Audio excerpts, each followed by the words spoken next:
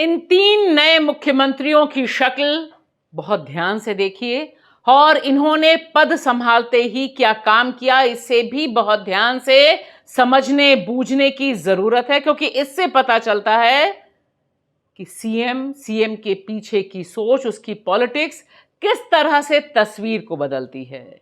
एक तरफ हैं तमिलनाडु के नए मुख्यमंत्री जो बने हैं विजय, जो इतिहास बनाया है उन्होंने तमिलनाडु में। पहली बार नॉन द्रविड़ पार्टी टीवीके सरकार में आई है और इसने आते ही जिस तरह से जनता की डिमांड जो है उसे आगे रखा है वह एक मिसाल पेश करती है। दूसरी तरफ अलग ढंग का इतिहास बनाया, बंगाल में भारतीय जनता पार्टी की सरकार बनाने का श्रेय लेकर आए शुवेंदु अधिकारी। इन्होंने सत्ता में बैठने यानी सीएम की कुर्सी पर बैठने से पहले और बैठने के बाद अपना नफरती एजेंडा जिस तरह से चालू रखा वह भी बता रहा है कि बंगाल का भविष्य अब कितना असुरक्षित है। और तीसरे मुख्यमंत्री हैं हेमंत विश्व शर्मा, असम के मुख्यमंत्री, जिन्होंने इतिहास बनाया, फिर रिकॉर्ड सीटें लेकर आए, भारतीय जनता पार्टी की सरकार बनाई, उन्होंने तीसरी बार मुख्यमंत्री बने और मुख्यमंत्री बनते ही उन्होंने किस तरह से अपना नफरती एजेंडा आगे बढ़ाया। उनको सबसे इंपॉर्टेंट दिखाई दिया कि उन्हें यूसीसी लागू करना है और उन्हें अपने राज्य में सहजीवन यानी लिव इन रिलेशनशिप को अपराध में तब्दील करना है। अब सोचिए, यह पॉलिटिक्स, इन तीनों मुख्यमंत्रियों की पॉलिटिक्स बता रही है कि देश में यह जो तीन नए चेहरे आए हैं, तीन अलग अलग ढंग की पॉलिटिक्स और अलग अलग ढंग का कंट्रीब्यूशन देने वाले चेहरे हैं, ये क्या गुल खिलाएंगे और देश के लोकतंत्र को किस दिशा में लेकर जाएंगे। नमस्कार दोस्तों, मैं आपकी दोस्त भाषा, आप देख रहे हैं बेबाक भाषा पे हमारा दो टूक कार्यक्रम। आज दो टूक सवाल है कि तीन मुख्यमंत्री और तीन अलग अलग ढंग के एजेंडे, अलग अलग ढंग की पॉलिटिक्स, जनता क्या मांगती है, जनता को क्या देने के लिए तैयार है। इसमें सबसे पहले हम चर्चा करेंगे द पॉजिटिव कंट्रीब्यूशन, जो सकारात्मक हवा के झोंके की तरह आए हैं, टीवीके के नेता विजय, जोसेफ विजय, जो तमिलनाडु में इतिहास बनाकर, इतिहास रचकर आए। पहली बार नॉन द्रविड़ पार्टी सत्ता में बैठी है 50-60 साल बाद, और इन्होंने आते ही क्या ऐलान किया। इन्होंने सबसे पहले जो शराब की दुकानें थी, दारू की दुकानें थी, उन्हें कंट्रोल करने का फैसला किया। खुद इंस्पेक्शन किया और कहा कि यह जो दारू की दुकानें तमाम जगह फैली हुई हैं, इन्हें नियंत्रित करना जरूरी है और युवाओं को नशे से दूर रखने के लिए काम करना जरूरी है।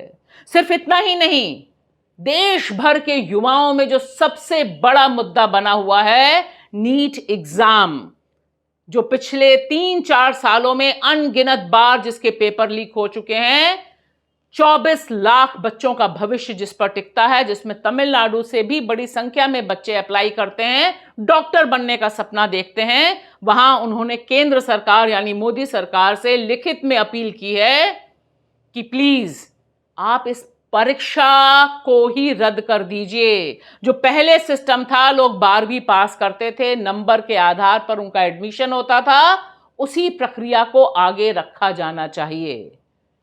दरअसल यह सुलगता हुआ सवाल है, सिर्फ युवाओं का ही नहीं, युवाओं के भविष्य का भी।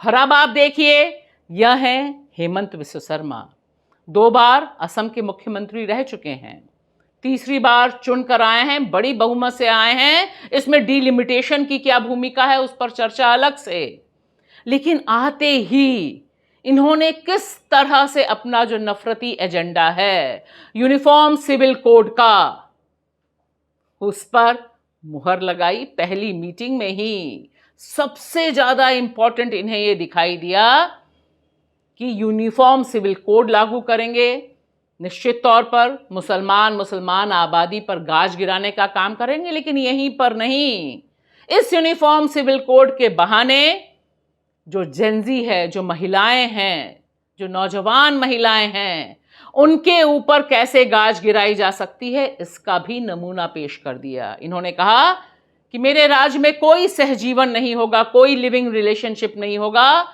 जिसको भी रहना होगा उसे रजिस्टर कराना होगा। और इस मामले में इन्होंने होड़ ली उत्तराखंड के पुष्कर सिंह धामी से। तो देखिए, यह इनकी प्रायोरिटी है। और अब देखिए शुवेंदु अधिकारी। शुवेंदु अधिकारी यानी चुनाव के दौरान मुसलमानों पर नफरत उगलता हुआ एक ऐसा शख्स जो ओपनली बोलता है कि मैं सिर्फ और सिर्फ हिंदुओं के लिए काम करूंगा। आते ही उनकी सरकार जो फरमान जारी करती है, वह फरमान यह है कि बकरीद आ रही है, मुसलमानों का त्योहार आ रहा है, लिहाजा अब कुर्बानी सरकार के फैसले, सरकार की परमिशन से ही होगी। हर घर में, हर जगह पर जहां कुर्बानी दी जाती है, बकरीद कुर्बानी के लिए ही माना जाने वाला त्योहार है। और मुसलमानों की संख्या बंगाल में कितना प्रतिशत है वह भी आप देख सकते हैं, यानी अच्छी खासी संख्या में मुसलमान यहाँ रहते हैं। इसलिए उन्हें कंट्रोल करने या उनसे बदला लेने की नीयत से यह फरमान जारी किया गया और सीधे सीधे कह दिया गया कि अब यहाँ पर स्लॉटर पब्लिक में नहीं हो सकते, यानी खुले आम जो स्लॉटर्स होते हैं, बंगाल इस मामले के लिए बहुत मशहूर रहा है, वह नहीं होगा। और जिसे भी कुर्बानी देनी होगी उसे सरकार की एजेंसियों से पहले परमिशन लेनी होगी, नहीं तो जुर्माना होगा। यह फरमान तो बाद में आया, इससे पहले ही जो जानवरों के बाजार लगते हैं, कैटल मार्केट लगता है, उस पर गाज गिर चुकी है, स्लॉटर हाउसेस पे गाज गिर चुकी है। यानी बंगाल को नई प्रयोगशाला, नफरत की प्रयोगशाला में तब्दील करने का एजेंडा है।